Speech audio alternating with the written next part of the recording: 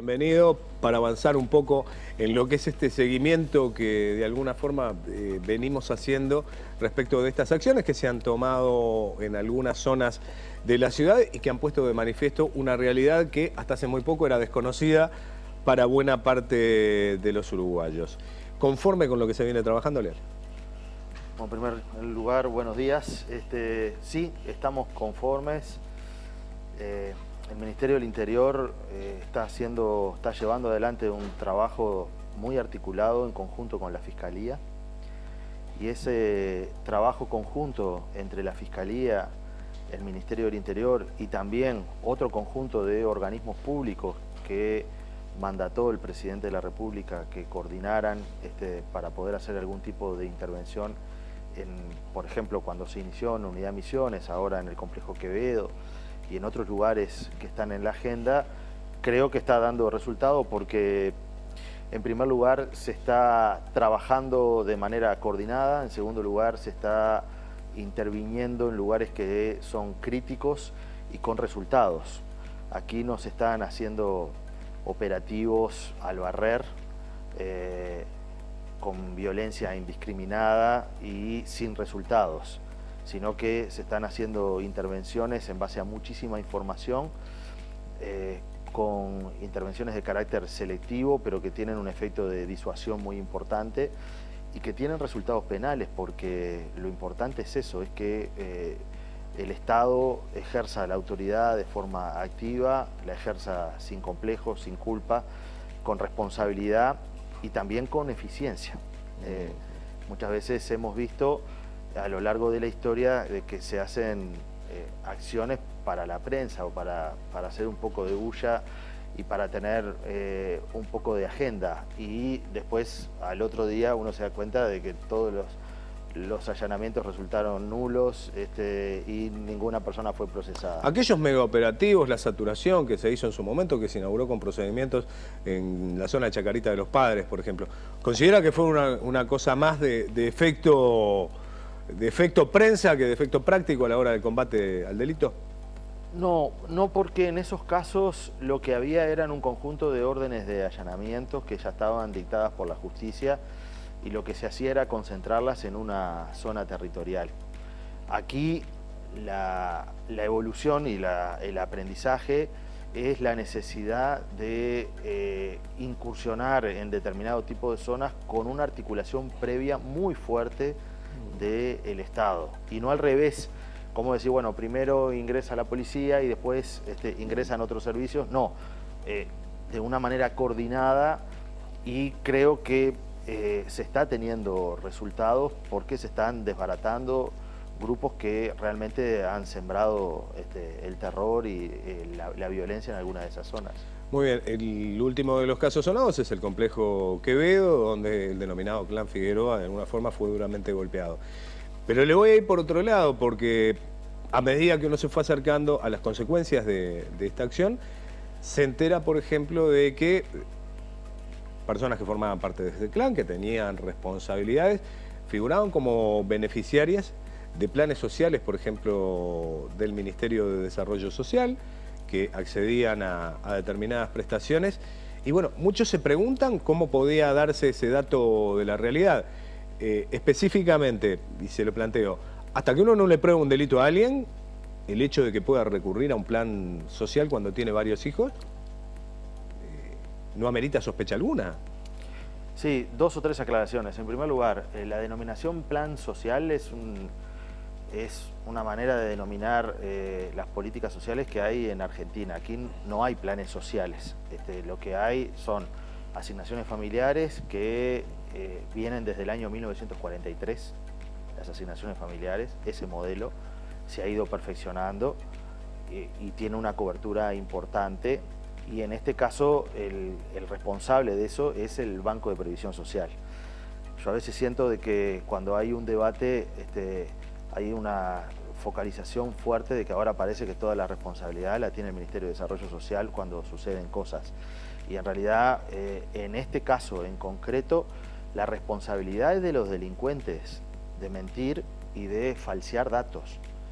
Porque si no, estaríamos en la lógica de, bueno, salgo del canal y me rapiñaron. la culpa es de usted que no se cuidó. No, no. La culpa es del delincuente que tomó la acción. Entonces, aquí estas personas mintieron,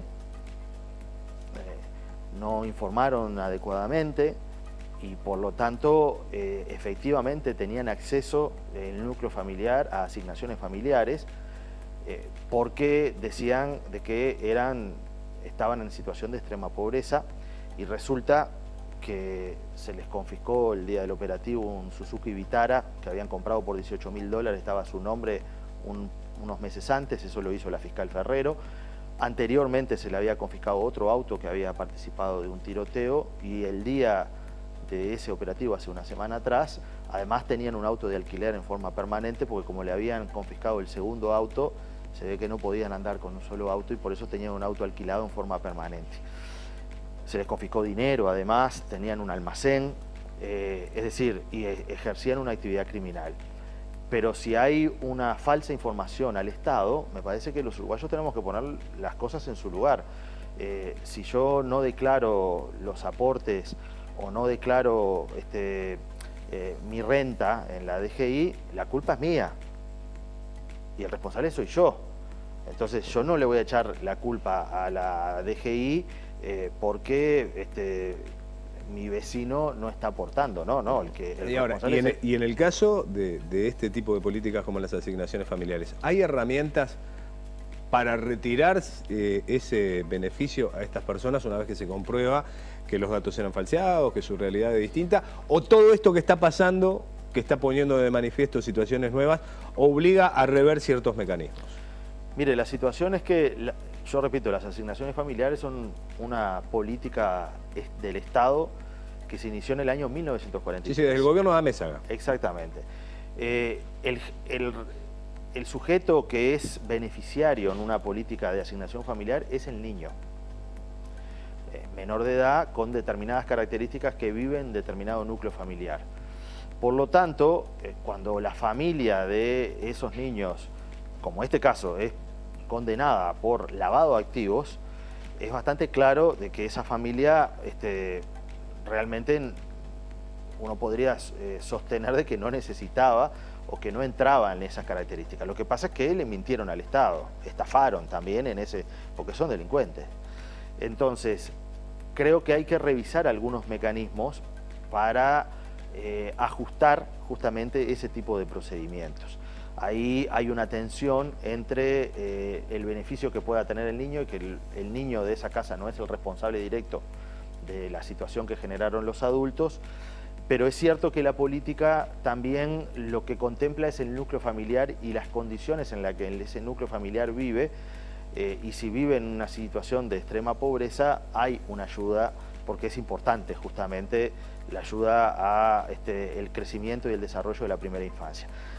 Entonces ahí creo que hay que revisar porque evidentemente no es razonable de que nosotros como sociedad le estemos pagando un beneficio social de una política a una familia a la cual el Estado le confisca bienes por un lado, por mal habidos, los procesa por lavado de activo y por tráfico de estupefacientes, y por otro lado, en el marco de la estrategia que estos grupos tienen, que es en general mimetizarse con ciertos sectores de extrema pobreza, confundirse en ese lugar, no exponerse demasiado, bueno, porque el que se expone pierde, como le pasó, por ejemplo, a la persona que apareció con un auto de altísima gama en Malvin Norte. Era obvio de que eso iba a llamar la atención. Si ese auto andaba en Punta del Este, nadie le iba a llamar la atención.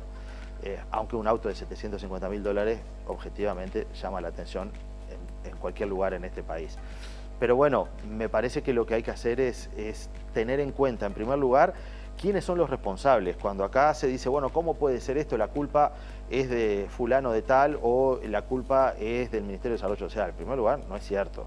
El Ministerio de Desarrollo Social no tiene responsabilidad en este punto. Las asignaciones las entrega el BPS, pero además me parece que lo que nosotros tenemos que ubicar es que la responsabilidad de los ciudadanos cuando delinquen o cuando le mienten al Estado es la responsabilidad de ellos. Entonces nosotros nos tenemos que enojar con esas personas. Ahora bien, una de las cosas que se vio en estos últimos días, particularmente con el operativo allí en el complejo Quevedo, es que todos pudimos ver algunos vecinos que sostenían que, por ejemplo, ese muro se había pagado entre todos, que de ninguna manera era una fortificación, es decir, había un grupo de personas que salieron a los medios de alguna manera a poner en duda lo que estaba planteando el Ministerio del Interior. Bueno, eso ha pasado en otros ámbitos también.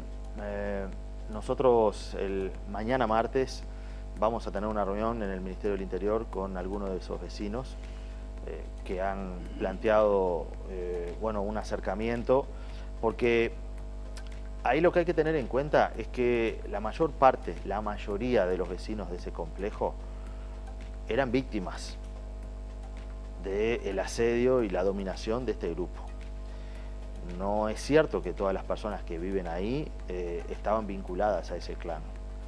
Las personas que estaban vinculadas a ese clan ya fueron procesadas y tuvieron que dejar sus domicilios.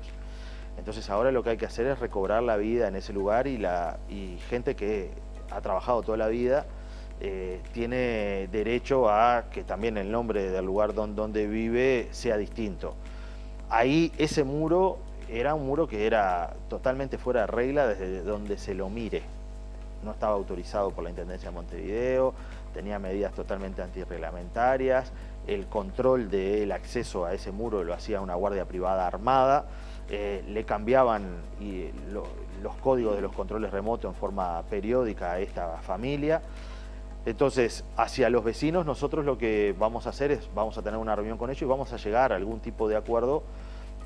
Tenemos una propuesta concreta para que ese complejo tenga una seguridad, como pueden tener cualquier complejo de edificio, pero no un fuerte.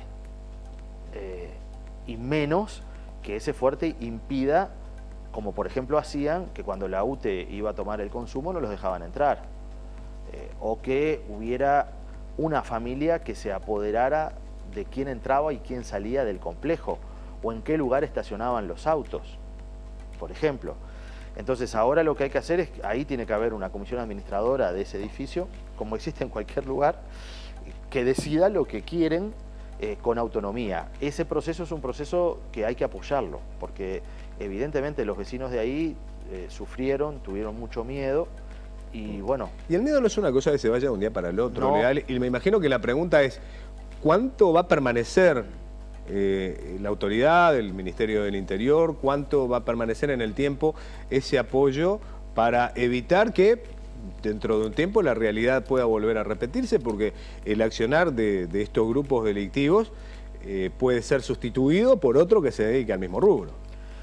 Se va a permanecer todo el tiempo que sea necesario para generar la confianza y la fortaleza de esa comunidad y de la gente que vive ahí, para que si mañana hay algún tipo de intento similar, esto pueda ser denunciado con confianza. Porque acá también el tema de la confianza en las instituciones es importante. ¿Y usted siente que se está recuperando eso?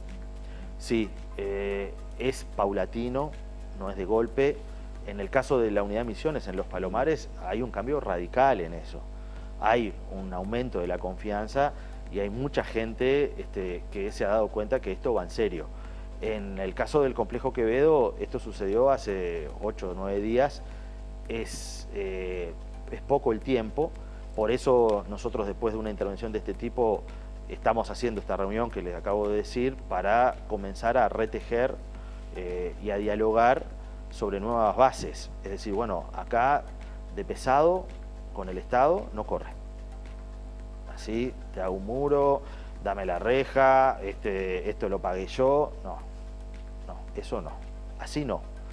¿Por qué? Porque esa es la lógica patotera, que es la que nosotros queremos romper y efectivamente hemos roto con la intervención que se ha hecho en la zona de Quevedo. Pero también es cierto que los vecinos, si se organizan y deciden su destino, pueden tener y tienen el derecho de tener alguna medida de protección en un complejo, como puede tener cualquiera. Es decir, todos los complejos tienen, usted en su casa tiene una reja, tiene una puerta, y en un complejo o en un edificio siempre hay algún mecanismo de seguridad. Lo que pasa es que ese mecanismo de seguridad tiene que ser reglamentario tiene que ser acordado por todos, ¿sí? Y tiene que ser autorizado. Entonces, sobre esa base nosotros vamos a encontrar una solución para que haya un equilibrio entre la protección y la seguridad de las personas que viven ahí, pero que esa protección no sea al costo de tener un dominio absoluto de una familia o un clan sobre un edificio. Eso es inadmisible. Ahora bien, en este país no existe la reclusión perpetua, por más que hoy existe una campaña para que haya una modificación constitucional en ese sentido. Quienes van a la cárcel más tarde o más temprano salen, las penas pueden reportar algunos años. Lo que uno se pregunta es, ¿cómo se ve el pasado mañana en esta situación cuando aquellos que hoy fueron procesados por distintos delitos vinculados a este tipo de organizaciones que uno ha podido comprobar que tienen alto poder de fuego, que manejan muchísimo dinero, que realmente se habían transformado en una fuerza que podía generar un daño importante?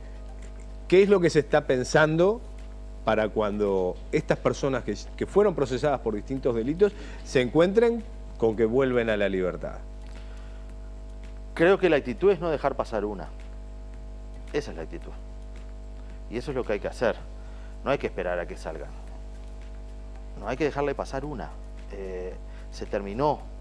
Me parece que ese es el mensaje. Hay que tener una muy baja tolerancia a este tipo de cosas.